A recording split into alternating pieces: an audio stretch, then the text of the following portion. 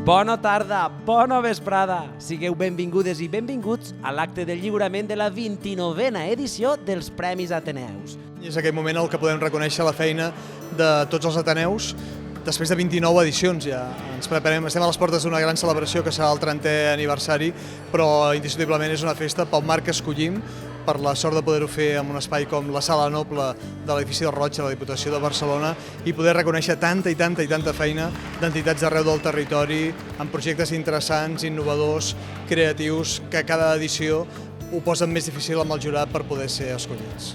Crec que els Ateneus necessitem la gent jove a les nostres entitats i hem teixit una xarxa d'aliances que el jove pot tenir un primer contacte amb altres especialistes del tema, més sèniors, que l'orienten cap on poder fer el treball de recerca. La sensació és la que estàs fent una feina per alguna entitat que estàs ajudant, no? Aquesta entitat és una molt bona sensació.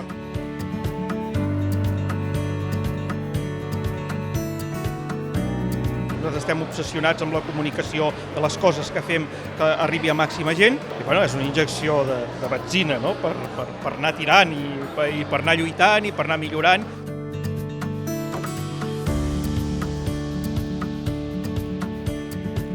I ha estat una satisfacció molt gran i una recompensa per tot l'equip que portem l'Ateneu perquè ens ajuda a continuar per aquesta línia. Recollir aquest premi ens fa recordar tot aquest procés d'aprenentatge que hem fet com a entitat, que de ben segur ens reforçarà per un futur.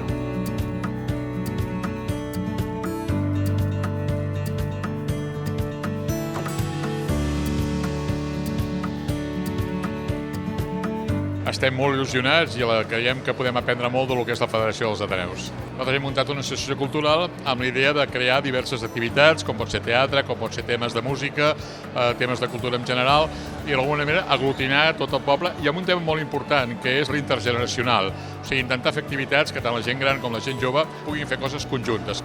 Donar suport, donar empenta a la feina de tota aquesta gent fan que aquesta societat nostra sigui això, cada vegada una mica més culta, una mica més solidària, una mica més cívica i al final també una mica més lliure. És una feina que es fa a peu de carrer, que es fa amb una varietat i amb una diversitat i amb un vigor que jo crec que són dignes de destacar.